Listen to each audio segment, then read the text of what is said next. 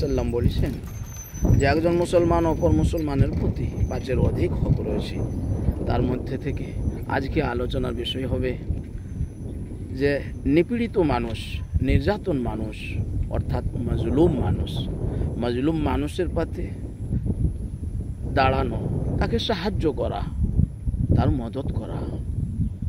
এটাও আল্লাহ রসুল সাল্লাল্লাহু আলাইহি সাল্লাম বলেছেন যে একজন মুসলমান অপর মুসলমানের প্রতি হক।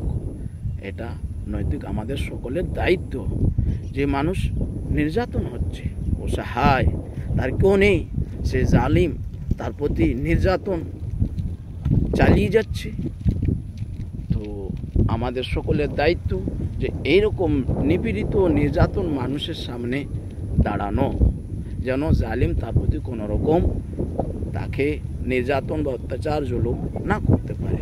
আল্লাহ আমাদের সকলকে আমল করার তৌফিক দান করুক। আমিন সুম্মা আমিন।